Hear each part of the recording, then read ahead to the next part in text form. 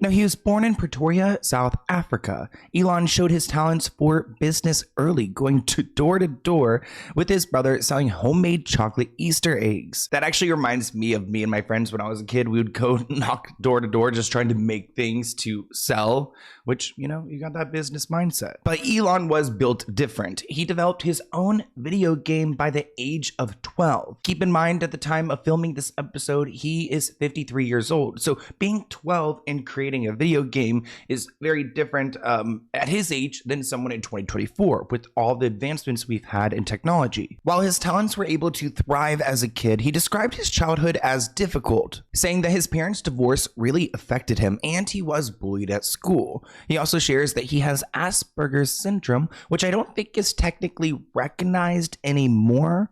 It's a form of autism. Now I believe autism is a spectrum. Elon claims because of this Asperger's syndrome, he had a difficult time communicating with people at school. So he was pretty much a loner. Where I grew up was extremely violent. I never started a fight, except with my brother, actually. One exception. I did beat my brother up, which that's just how, I don't know, that's how it goes. South Africa, when I was growing up, was just an inherently very violent place. I got punched in the face many times. I almost got beaten to death once. So, many times.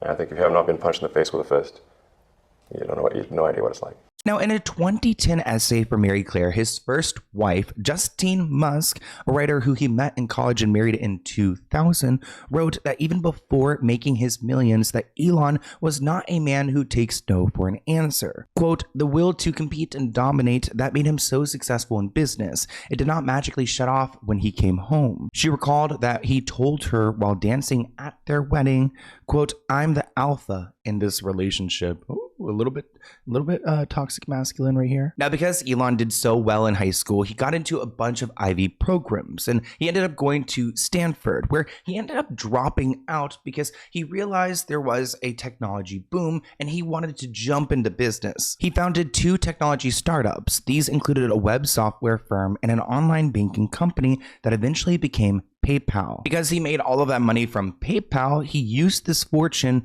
to invest in a rocket company, SpaceX, which he aimed to make cost-effective alternatives to NASA, and a new electric car company, Tesla. Now, while these 2 have been successful businesses, they've also come close to financial collapse. In October 2022, we all know that he purchased Twitter, which is now X, and I have a hard time calling it X, but he's done a lot to Twitter, formerly Twitter.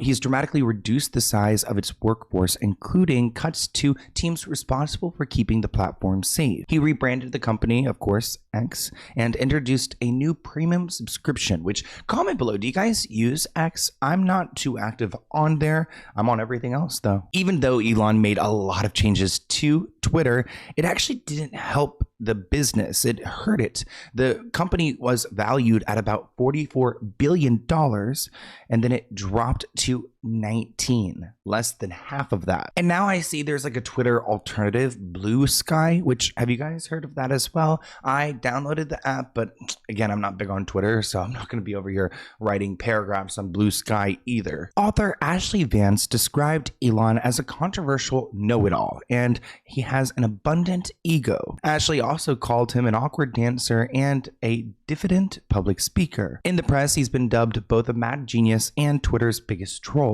Elon has been divorced 3 times, which we will get into detail about. Elon was quoted saying, if you list my sins, I sound like the worst person on earth. But if you put those against the things I've done right, it makes much more sense. Interesting. I wonder how much wrong he's actually done. It's a little bit cryptic because, I mean, he's done a lot of good, so I wonder how much bad he's actually done. Are you sincerely trying to save the world? Well, I'm trying to do good things, yeah. I mean, saving the world is not I mean... But you're trying to do good things and you're a billionaire. I mean, yeah. That seems a little bit like either superhero or supervillain. You have to choose one. I'm trying to do useful things. I mean, yeah. Now we're going to break down this episode into segments. I think that's the best way to go ahead and explain how Elon has been problematic, starting off with Tesla. Now, there was evidence brought against Elon and Tesla that they had known that their autopilot system was faulty, but still let cars run. Car accidents are some of my biggest fears because they can be so dangerous. And now with this new technology of batteries and self-driving cars, I just feel like the accidents can be so much worse. I mean, I know gasoline, catches on fire, but imagine those batteries within a Tesla. Those things will explode. This article writes that Elon is facing another legal headache over Tesla's autopilot. A Florida judge said there was reasonable evidence to conclude that Elon and their executives knew that their automated driving system was defective, but then they allowed the public to go and use it anyways. Almost like they're going to use us as their trial, like their guinea pig. Just go ahead and just let the customers try it out and see if anyone dies. Now, in 2019, there was a lawsuit against Tesla over the death of Jeremy Banner. Jeremy was killed in 2019 when his Tesla Model 3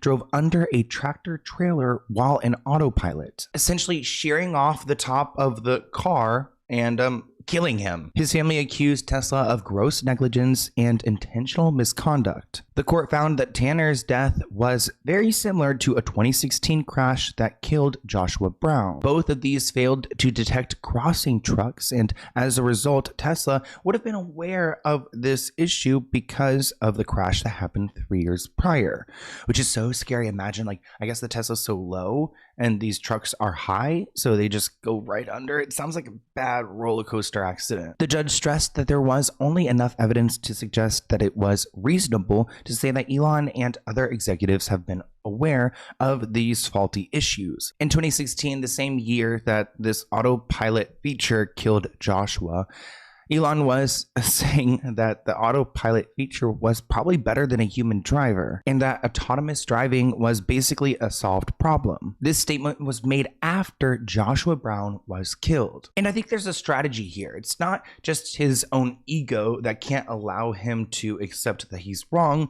but he's also thinking about those investors. Tesla has also been criticized for a marketing video released in 2016, which showed an autopilot-equipped vehicle navigating a city and claimed the car was driving itself, which it looks like this video was staged, and that's pretty scary. Imagine selling someone a machine that can kill other people, and you're showing them videos claiming that the product does this when it in fact does not. Do you remember this video from 2016?